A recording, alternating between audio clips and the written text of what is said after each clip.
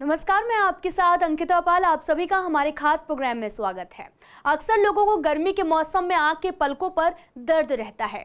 कई लोगों के तो आंखों पर, पलकों के ऊपर सूजन और आंख से पानी आना और काफी ज्यादा दर्द भी रहता है। कई बार 4-5 दिन में गुहेरी ठीक भी हो जाती है, लेकिन कई बार 10-15 दिन का जो है परेशान भी करती है। और कुछ लोगों को एक तरह का जो ये होता है, कई तरह का स्टाई भी हो जाती है। तो बहुत लोग जो हैं काफ़ी परेशान रहते हैं, जिससे आंख खोलने और पलक झपकाने पर काफ़ी परेशानी होती है। कैसे करें इलाज, देखिए इस छोटी सी रिपोर्ट में। आंख में गुहेरी क्या है? आंखों से जुड़ी समस्याओं में गुहेरी भी एक आम समस्या है, जो गर्मी और बरसात के मौसम में ज्यादा परेशान करती है। इसमें आंखों की पलक पर लाल फुंसी निकल आती है। कई बार ये फुंसी पस से भरी होती है, तो कई बार इसमें सूजन भी आ जाती है। आंख में गुहेरी होने के कारण दर्द और खुजली होने के साथ साथ सूजन और आंख में पानी आने की समस्या भी हो सकती है। गुहेरी होने का कारण। आंखों में गुहेरी होने का मुख्य कारण बैक्टीरियल इन्फेक्शन है। स्ट्रेस और टेंशन लेना भी गुहेरी का मुख्य कारण है। आंख में धूल मिट्टी जाना, आंखों की सफाई ठीक से नहीं करना, आंखों का मेकअप का दुष्प्रभाव या फिर आंखों में ड्राइनेस होना। सेबेशियस ग्रंथि के बंद होने पर होती है गुहेरी। आंख में गुहेरी के लक्षण। आंख पर गांठ या फिर फुंसी, जिससे दर्द, जलन और खुजली होना। गांठ बड़ी होने पर सफेद या पीले रंग का पदार्थ यानी कि पस आना। पलक पर सूजन होने के कारण आंख से पानी आना। आंख में गुहेरी के घरेलू उपाय। आंख में गुहेरी का इलाज करने के लिए कुछ घरेलू उपाय भी फायदेमंद होते हैं। बेशक इन घरेलू उपचार के संबंध में कई वैज्ञानिक प्रमाण भी मौजूद हैं, फिर भी इनका इस्तेमाल करने से पहले डॉक्टर की सलाह जरूर लें। ऐसा इसलिए क्योंकि आंखें बेहद संवेदनशील होती हैं। इसमें कोई भी दवा या फिर चीज डालने से पहले डॉक्टर से जरूर पूछना चाहिए। चंदन का लेप लगाने से थोड़ा सा आराम मिलता है। बादाम का लेप भी आप लगा सकते हैं। बादाम को थोड़े से दूध में भिगो दें, रात भर इसे भीगने दें, सुबह बादाम को सिल पर पीसकर लेप लगा लें। अब इसे गुहेरी वाली जगह पर लगाएंगे तो इससे काफी आराम मिलेगा। गर्म पानी में थोड़ी सी हल्दी डालकर आंख की सिकाई की जा सकती है। कैस्टर ऑयल यानी कि आरंडी का तेल भी इस्तेमाल कर सकते हैं। गर्म पानी से भी आप आंखों को सेक सकते हैं। सीसीएन लाइव की ये खास रिपोर्ट। आपने रिपोर्ट में देखा कि स्टाई या यूं कहे गुहेरी होने पर लोगों को कई तरह की परेशानियों से जूझना पड़ता है। कई लोग जो घरों पर हैं उपाय करने लगते हैं, उसके बावजूद भी स्टाई 7 दिन तक पेशेंट को परेशान करती है। स्टाई, जिसे हम गुहेरी फुंसी भी कहते हैं, और कैसे करें बचाव, इस पर बात करने के लिए हमारे साथ स्टूडियो में मौजूद हैं eye surgeon doctor Rakesh Gupta. Sir, आपका बहुत बहुत स्वागत है हमारे खास प्रोग्राम में। धन्यवाद। सर, जैसे कि स्टाई बहुत ज़्यादा आंखों में हो जाती है, अधिकतर मौसम जो होता है बारिश का, उसमें हो जाती है, तो क्या रीज़न है और कैसे पहचाने कि ये स्टाई है? देखिए, पहली बात तो स्टाई क्या होता है समझने की जरूरत है। तो स्टाई बेसिकली, जिसे आम भाषा में गुहेरी, अंजनहारी, अंजनी, बिल्ली, कई नामों से जाना जाता है। बेसिकली हमारी पलकों में बाल होते हैं। हम सब जानते हैं पलकों, जो हमारी पलकें बंद होती है उसके ऊपर बाल होते हैं, और उसके पीछे कुछ ग्रंथियां होती हैं जो तेल बनाती हैं, जो तेल हमारी आंखों में आंसुओं के लिए जरूरी होता है। यदि पलकों की जड़ों में इन्फेक्शन हो जाए या उस ग्लैंड में इन्फेक्शन हो जाए तो आम भाषा में उसे स्टाई कहा जाता है, जिससे मेडिकल लैंग्वेज में बोलते हैं हॉर्डियोलम। अब जब इन्फेक्शन होता है तो अगर पलकों की जड़ों में इन्फेक्शन होता है तो आमतौर पर कम तंग करता है, 2-3 दिन में ठीक होने लगता है और वो पलक का बाल निकल के ठीक भी हो जाता है। लेकिन यदि वही इन्फेक्शन ऑयल की ग्लैंड में हो जाए तो वो ज़्यादा तंग करता है। पलकों में इन्फेक्शन होने को बोलते हैं हॉर्डियोलम एक्सटर्नम, जिसे एक्चुअली स्टाई आमतौर पे कहा जाता है, गुहेरी जो सबसे कॉमन होती है। लेकिन यदि वही इन्फेक्शन पलकों की ग्लैंड में हो जाए तो उसे हॉर्डियोलम इंटरनम कहा जाता है, और वो जो होती है वो थोड़ी सी पलक में तंग ज़्यादा करती है, समय लेता है, और कभी कभी वो गांठ छोड़ जाती है पलक में, और उसके लिए ऑपरेशन की जरूरत पड़ सकती है। डॉक्टर, आपसे ये भी जानना चाहेंगे कि किस उम्र के लोगों में होती है? क्या बेसिकली छोटे लोगों में भी देखने को मिलती है ये? हाँ, देखिए, स्टाई किसी भी उम्र में हो सकती है, छोटा बच्चा हो, यंग एज हो, ओल्ड एज हो, किसी भी उम्र में हो सकती है। यहाँ पे हाइजीन को समझने की जरूरत है। अगर हम कारण की बात करते हैं, पहले उम्र की बात जैसे कर रहे हैं, तो किसी भी उम्र में हो सकती है। छोटे बच्चों में थोड़ी ज़्यादा पाई जाती है क्योंकि वो साफ सफाई कम रखते हैं। लेकिन साफ सफाई यदि आप यंग एज में या ओल्ड एज में साफ सफाई नहीं रखेंगे तो भी उनको होने के चांस ज़्यादा होते हैं। डॉक्टर, आप ये भी बताइए कि स्टाई हो कैसे जाती है? या हाइजीनिक वगैरह की वजह से होती है, अनहाइजीन लोग रहते हैं, या फिर क्या रीज़न है इसका? हाँ, तो देखिए अंकिता, आप जो पूछना चाह रहे हैं उसका मतलब है कि कारण क्या क्या होते हैं। तो देखिए कारण वैसे तो देखा जाए बैक्टीरियल इन्फेक्शन है। हमारी स्किन पे बहुत तरह के बैक्टीरिया पसीने के साथ साथ पनपते रहते हैं, जो केवल फेस धोने के बाद या नहाने के बाद उनकी संख्या कम हो जाती है, लेकिन आपको जानकारी होगी हमारे स्किन पे हमेशा बैक्टीरिया पनपते रहते हैं। यदि हम फेस की सफाई नहीं रखेंगे, स्किन की सफाई नहीं रखेंगे, तो बैक्टीरिया जो होते हैं उनकी संख्या बढ़ जाती है और वही बैक्टीरिया हमारे पलकों की जड़ों में घुस जाएंगे। और कब घुसते हैं? जब हम आंखें मसलते हैं, या कभी कभी खुजली के समय होता है, हम ज़्यादा मसलना शुरू करते हैं, या चेहरे पे पसीना आ रहा है, पसीने से भी बैक्टीरिया स्प्रेड होते हैं, अंदर जा रहे हैं और हम ध्यान नहीं रख रहे। एक बार बैक्टीरिया यदि पलकों की जड़ों में घुस जाएगा तो वहाँ जाहिर तौर पे वो इन्फेक्शन पैदा करेगा, पस पड़ जाएगा, जिसे हम बोलते हैं कि एक तरह से इन्फेक्शन हो रहा है और स्टाई हो रही है। यदि हम साफ सफाई रखेंगे तो ये चीज़ नहीं होगी। लेकिन दोस्तों कभी कभी कुछ और कारण भी होते हैं शरीर में जिसकी वजह से स्टाई बार बार होनी शुरू हो जाती है। जैसे यदि किसी का इम्यून सिस्टम वीक है। अब वो कब वीक होता है? जैसे किसी की डायबिटीज़ है जो कंट्रोल नहीं हो रही हो, या कोई व्यक्ति बहुत ज़्यादा स्क्रीन यूज़ कर रहा है और नींद पूरी नहीं ले रहा है, यानी कि आंखों का जो है बहुत आंखों को थकान दी जा रही है, आंखों को रेस्ट नहीं मिल रहा। ऐसे में आंखों का जो लोकल जो डिफेंस सिस्टम है वो वीक हो जाएगा। इसके अलावा आपकी दिनचर्या में स्ट्रेस ज़्यादा है, आप समय पे खाना नहीं खा रहे हैं, समय पे सो नहीं रहे, यानी कि दिनचर्या आपकी बहुत डिस्टर्ब है, तो देखा जाता है ऐसे में स्टाई होने के चांस बढ़ जाते हैं। क्योंकि ऐसी परिस्थिति में आमतौर पर आप फेस की साफ सफाई भी करना बंद कर देते हैं। और एक और कारण होता है जो लोग समझते नहीं है और बहुत सारे लोगों को जानकारी नहीं होती, कि यदि आपकी आंखों में कोई चश्मे का नंबर लगा हुआ है और खासकर एस्टिग्मेटिज्म यानी कि सिलिंड्रिकल नंबर लगा हुआ है, और यदि वो अपना चश्मा आप नहीं पहनते हैं, तो क्या होता है दोस्तों, हम अपनी आंख पलकों पे जोर डालते हैं साफ देखने के लिए। यदि अगर किसी को दूर का चश्मे का नंबर है तो वो पलकों को बीचेगा, छोटा करके देखेगा, और जब छोटा करके देखेगा तो मसल्स में स्ट्रेस रहेगा। तो ऐसी परिस्थिति में भी स्टाई होने के चांस बढ़ जाते हैं। तो यदि आप चश्मा रेगुलर पहन रहे हैं, अपने शुगर कंट्रोल रख रहे हैं, इम्यून सिस्टम अच्छा रख रहे हैं, लाइफस्टाइल अच्छी रख रहे हैं, साफ सफाई अच्छी रख रहे हैं, तो आपको स्टाई होने के चांस कम रहेंगे। डॉक्टर आप ये बताइए हमारे दर्शकों को कि स्टाई आखिरकार कितने दिनों तक होती है, और अगर वो सही नहीं होती उस टाइम तक तो हमें क्या करना चाहिए? हाँ देखिए अंकिता, अगर स्टाई जैसे मैंने कहा कि एक्सटर्नल स्टाई जो कि पलकों की जड़ों में होती है, बाल की जड़ में, तो वो आमतौर पे 2 से 4 दिनों में ठीक हो जाती है, अपने आप भी ठीक हो जाती है। लेकिन कभी कभी क्या होता है कि अगर वो पलकों की जड़ों से इन्फेक्शन स्किन के अंदर फैलना शुरू हो जाए तो इसे बोलते हैं सेल्यूलाइटिस होनी शुरू हो जाती है, पेरी ऑर्बिटल सेल्यूलाइटिस, वो थोड़ा खतरनाक रूप ले सकती है। तो ऐसे में आमतौर पे लोग क्या करते हैं, अपना घर में कुछ ना कुछ इलाज करना चालू कर देते हैं, जो काफ़ी पेशेंट्स में अपने आप ठीक भी हो जाता है। लेकिन यदि प्रॉपर ट्रीटमेंट हम नहीं लेंगे, मेडिकल ट्रीटमेंट, और इन्फेक्शन फैल जाए तो बहुत ही खतरनाक सिचुएशन आ सकती है, जहाँ पे आँख में भी खतरा हो सकता है और वो इन्फेक्शन फैलता फैलता कभी कभी साइनस में या ब्रेन में जा सकता है।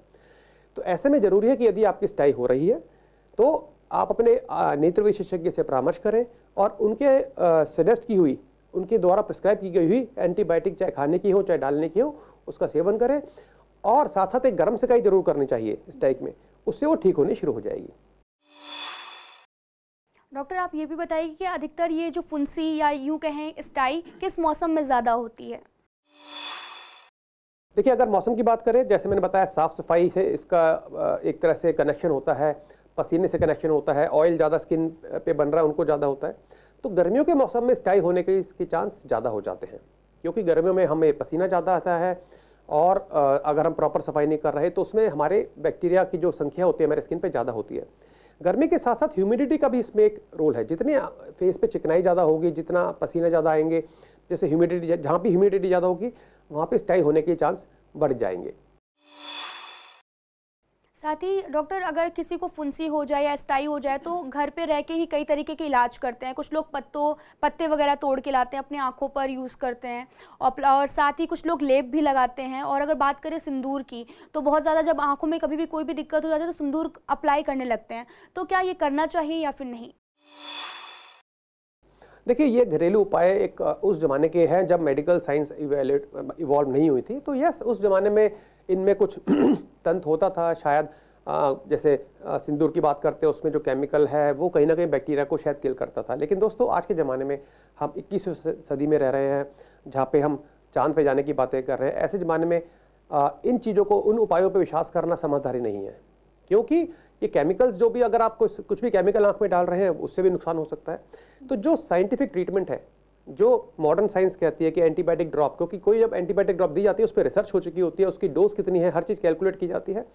तो ऐसे में अपने स्पेशलिस्ट से परामर्श करके ही इलाज करें। घरेलू उपाय करके आप कहीं ना कहीं रिस्क ले रहे हैं। दो तरह के रिस्क होते हैं, एक तो कि वो ठीक नहीं हुआ और इन्फेक्शन फैल गया तो देर से फिर आपको डॉक्टर के पास जाना पड़ेगा। दूसरी बात, जो भी आप उपाय कर रहे हैं उस उपाय के अपने भी नुकसान होते हैं। हमने देखे ऐसे, जैसे कि अगर कोई सिंदूर लेके लगा रहा है और आँख के अंदर चले जाए तो कभी कभी उससे केमिकल बर्न्स हो जाते हैं। हमने ऐसे भी देखा है कुछ लोग बासी थूक लगाते हैं और कहीं कहीं से गंदा पानी लेके लगाते हैं, उनको अंदाज़ा नहीं होता कि उससे आँख में अगर इन्फेक्शन हो जाए और कॉर्नियल अल्सर बन जाएगा तो उनकी आँख में परमानेंट रोशनी कमज़ोर हो सकती है। तो ये जो सेल्फ ट्रीटमेंट है उस चक्कर में ना पड़े, अपने विशेषज्ञ से मिले और उनके द्वारा प्रिस्क्राइब की हुई दवाइयाँ ही इस्तेमाल करें। अगर डॉक्टर किसी को स्टाई हो गई या फुंसी हो गई तो वो कैसे दूसरों से बचाव कर सकता है और कैसे बच सकता है, तो हमारे दर्शकों को बताएं। देखिए, पहली बात तो स्टाई से बचने की अगर बात कर रहे हैं तो जैसे मैंने बताया सबसे जरूरी है साफ सफाई। दूसरा अपना अच्छा लाइफस्टाइल। तीसरा, यदि चश्मे का नंबर है उसका सेवन मतलब चश्मे का इस्तेमाल करते रहें। अगर आपकी डायबिटीज़ है, कोई भी ऐसी बीमारी है जिससे इम्यूनिटी वीक हो सकती है, उसको कंट्रोल में रखें। लेकिन दोस्तों, इसके बावजूद कभी कभी इन्फेक्शन हो जाते हैं तो घबराने की जरूरत नहीं है, क्योंकि स्टाई देखा जाए तो एक बहुत छोटा इन्फेक्शन है और यदि समय रहते आप उसका इलाज शुरू कर देंगे तो उससे ऑलमोस्ट 100% पेशेंट्स ठीक हो सकते हैं। आमतौर पे जो कॉम्प्लिकेशन होती है, जो स्टाई से प्रॉब्लम होती है, वो जब होते हैं पहले कुछ दिन लोग अपना, जैसे आपने सवाल पूछा था, होम ट्रीटमेंट करते रहते हैं, होम रेमेडीज पे चलते रहते हैं। उससे यदि बैक्टीरिया उस बहुत अग्रेसिव बैक्टीरिया से इन्फेक्शन हुआ वो बढ़ते जाएगा और फिर क्या होता है, पलकें पूरी सूज जाती हैं, आँख के आसपास सेलुलाइटिस होनी शुरू हो जाती है और कभी कभी वो पीछकों की आँख के पीछे ब्रेन है, ब्रेन में इन्फेक्शन फैल के कभी कभी अगर वो कंट्रोल नहीं हुआ तो बहुत खतरनाक मोड़ ले सकता है। यदि आप समय पर इलाज करते हैं तो वो ठीक हो जाएगा और स्टाई से बिल्कुल भी घबराने की जरूरत नहीं है। लेकिन जहाँ तक बचाव की बात है तो साफ सफाई जो है वो सबसे ज़्यादा इंपॉर्टेंट है। सर, ये क्या वायरल डिसीज होती है? क्योंकि अगर किसी को अगर ये हो गया है स्टाई तो क्या हमें उनसे दूर रहना चाहिए?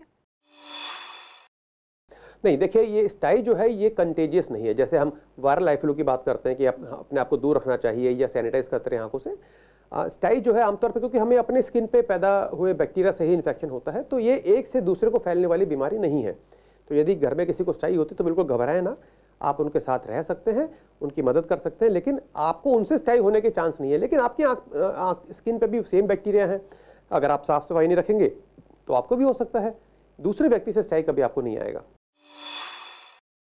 साथ ही कलेजियन आई और स्टाई में क्या अंतर है? क्योंकि अधिकतर लोग कंफ्यूज हो जाते हैं कि हमें कौन सी डिसीज हुई है।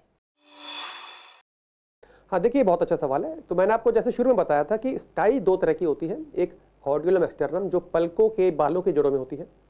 दूसरा मैंने बताया था हॉर्डियोलम इंटरनम। इंटरनम मतलब मीन्स इंटरनल, क्योंकि वो पलकों के नीचे गहराई में जाके ऑयल की ग्लैंड्स में इन्फेक्शन होता है। जब भी ऑयल की ग्लैंड्स में, जिसे मीबोमियन ग्लैंड्स बोलते हैं, अगर उसमें इन्फेक्शन हो जाएगा तो बस एंटीबायोटिक देने के बाद इन्फेक्शन ठीक तो हो जाएगा, लेकिन क्या होता है, ग्लैंड क्योंकि उसके अंदर डक्ट होती है, ग्रंथियां होती हैं, तो वहाँ से एक तरह से उसका मुंह ब्लॉक हो जाता है। इन्फेक्शन की वजह से जो ऑयल बनता है उसका मुंह बंद हो जाएगा और ऑयल तो फिर भी बनता जा रहा है। तो क्या होता है कि ग्लैंड के अंदर एक्यूमुलेशन होता रहता है, जो भी ऑयल बन रहा है वो इकट्ठा होता जाएगा और जो इन्फेक्शन वाला पस है वो भी हार्ड हो चुका होता है, तो एक तरह की गांठ बन के रह जाती है, जिसे बोला जाता है कलेजियन। और दोस्तों, यदि कलेजियन बन गया है तो कभी कभी शरीर उसको अपने आप धीरे धीरे रिजॉल्व कर लेता है, लेकिन ज़्यादातर व्यक्तियों को कलेजियन बनने के बाद एक छो माइनर ऑपरेशन की जरूरत होती है। ऑपरेशन से उस ग्लैंड को एक तरह से पलकों के पीछे एक माइनर सर्जरी करके ओपन करके और जो अंदर इकट्ठा हो रहा है, जो पस है, जो चीज़ी सिक्रेशंस होती है, वो सब निकाल दिया जाता है। एक माइनर सर्जरी से उसको ठीक किया जा सकता है। डॉक्टर, आप ये भी बताइए कि स्टाई के टाइप्स भी होते हैं क्या? क्योंकि हमें किस तरीके की होती है कि कई लोगों ऐसे होते हैं कि जिनके आंखों में बहुत सारे स्टाई निकल आते हैं, तो वो टाइप्स हैं या फिर ज़्यादा वो बढ़ रहा है? हाँ, तो देखिए, टाइप्स की बात अगर करते हैं तो हॉर्डियोलम इंटरनम और एक्सटर्नम दो ही तरह की स्टाई होती हैं। लेकिन अगर हम बात करते हैं कि जो मल्टीपल स्टाई होती है, तो देखिए यहाँ पे ये आपने देखा होगा कभी कभी, ये स्टाई को अगर मैं आम भाषा में कहूँ तो एक छोटी सी फुंसी है। फुंसी दोस्तों कहीं भी हो सकती है, आपकी स्किन पे हो सकती है, हाथ पैरों में, पेट पे, कमर में, कहीं भी हो सकती है। और आमतौर पे देखा जाता है, आपने एक बीमारी सुनी होगी, बाल तोड़ हो जाता है, कि यदि कहीं बाल खींच के टूट जाता है उसकी जड़ों में इन्फेक्शन हो जाता है, तो उसी तरह का इन्फेक्शन पलकों में हो जाता है।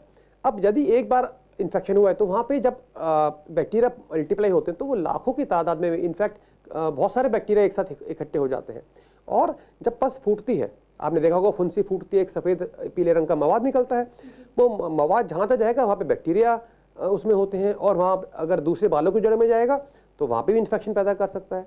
तो जैसे शरीर में हुई फुंसी एक के बाद एक आसपास दोबारा हो सकती है, इसी प्रकार आंखों में जो पलकों की जड़ों में जो फुंसी बन रही है, जिसे स्टाई हम बात कर रहे हैं, वो एक ठीक होते होते वहाँ से निकले कीटाणु दूसरी की पलक में इन्फेक्शन कर सकते हैं, पलकों की बाल में, उसके बाद तीसरे बालों की जड़ में इन्फेक्शन कर सकते हैं। तो एक तरह से पुराने लोग कहते हैं, जो बुजुर्ग लोग, की एक के बाद एक 5 या 6 आती हैं, तो वो बिल्कुल ठीक बात है, ये उस जमाने की बात है, क्योंकि जब एंटीबायोटिक नहीं हुआ करती थी तो एक स्टाई ठीक होते होते पस फूटता था, तो वो पस वहाँ पे आँख में जाके दूसरे की जड़ में इन्फेक्शन करती थी, वहाँ से जब वो फूटती थी तीसरे की जड़ में इन्फेक्शन करती थी।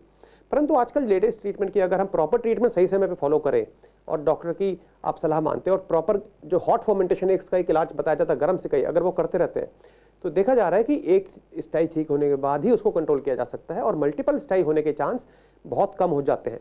लेकिन दोस्तों फिर भी यदि किसी को मल्टीपल स्टाई हो रही है तो यहाँ मैं सलाह दूंगा कि चाहे वो छोटा बच्चा हो, बड़ा जवान व्यक्ति भी है, उनको कुछ चीज़ों की जांच करानी चाहिए, जैसे अपनी डायबिटीज़ की जांच, थायराइड की जांच। उनको देखना चाहिए कि क्या उनके शरीर में किसी भी तरह का इम्यून सिस्टम वीक तो नहीं हो रहा, क्योंकि यदि ऐसा है तो आपको एक के बाद एक स्टाई मल्टीपल होती जाएंगी। और साथ ही साथ आंखों की जांच भी करानी चाहिए, क्योंकि जैसे मैं बता चुका हूं, यदि किसी को चश्मे का नंबर है और जो नहीं पहन रहे हैं वो, उससे भी स्टाई होती है। लेकिन चश्मे का नंबर है और आपने कभी जांच ही नहीं कराई तो आपको पता नहीं चलेगा, आप तो अपनी दिनचर्या निभा रहे हैं क्योंकि आप धुंधलेपन को नॉर्मल विजन मान रहे हैं। तो ऐसे में यदि बार बार स्टाई हो रही है तो अपनी आंखों की जांच कराएं, और यदि चश्मे का नंबर आता है दोस्तों तो बिल्कुल बिना हिचक के चश्मे का इस्तेमाल करना शुरू करिए, आपको स्टाई होनी धीरे धीरे बंद हो जाएगी। सर, जैसे स्टाई के बारे में आपने बताया कि एक बार होती है, दोबारा भी 7 जो बिल्लियाँ हैं वो पहले निकलती थी, लेकिन अब हम जो टेस्ट वगैरह कराते हैं उससे ठीक हो जाता है, तो कौन सा टेस्ट हमें कराना चाहिए? नहीं, देखिए टेस्ट नहीं, हमें इलाज कराना होता है इसमें। टेस्ट क्योंकि ये क्लिनिकल डायग्नोसिस है, जब भी फुंसी होती है वो ठीक हो जाती है। लेकिन अगर बार बार आ रही है तो जो टेस्ट है वो नज़रों की जांच, जो आप पूछना चाह रहे हैं उसका जवाब है रिफ्रैक्शन, कि चश्मे का नंबर आंखों में है कि नहीं। दूसरी बात, आंखों में एलर्जी है कि नहीं, क्योंकि अगर एलर्जी होगी ना दोस्तों तो आप आंख को मसलेंगे, खुजलेंगे, उससे भी बैक्टीरिया घुस जाएंगे पलकों की जड़ों में, क्योंकि बैक्टीरिया तो हमारे स्किन पे नॉर्मली रहते हैं। लेकिन यदि आप साफ सफाई अच्छी रख रहे हैं, चश्मे है तो रेगुलर पहन रहे हैं, अपनी शुगर, ब्लड प्रेशर, थायराइड वगैरह सब कंट्रोल कर रहे हैं, और आप अपने लाइफस्टाइल यानी कि प्रॉपर नींद लेना, समय पे डाइट लेना, अच्छा खाना खा रहे हैं, तो स्टाई होने के चांस कम होते जाएंगे। और आंखों की जांच आपको वैसे भी नियमित तौर पे हर साल कराते रहनी चाहिए। ये भी देखा जाता है लोग चश्मा पहन रहे हैं और चश्मा जो आप पहन रहे हैं वो आपका नंबर बदल चुका है, लेकिन आप अपना पुराने नंबर का चश्मा पहने जा रहे हैं क्योंकि आप उससे संतुष्ट हैं, लेकिन आपकी आंखें उससे संतुष्ट नहीं होंगी दोस्तों, क्योंकि आंखें अपनी संतुष्टि के लिए कुछ ना कुछ आंखों में जोर डालेगी, पलकों में जोर डालेगी, और फिर से स्टाई होनी शुरू हो सकती है। तो ऐसे में समय समय पे अपनी रूटीन चेकअप, आई चेकअप कराइए, जिसमें चश्मे का नंबर यदि बदल गया है तो उसका नया चश्मा बनवा लीजिए। यदि आप ये सारी बातें का ध्यान रखेंगे तो मुझे उम्मीद है स्टाई आपको तंग नहीं करेगी। डॉक्टर, कई लोग ऐसे होते हैं जिनके आंखों में फुंसी हो जाती है तो वो फोड़ देते हैं, तो क्या ये तरीका सही है? हाँ, देखिए ये अच्छा सवाल पूछा है कि पहली बात, फुंसी को कभी भी पकने से पहले अपने आप मत फोड़िए।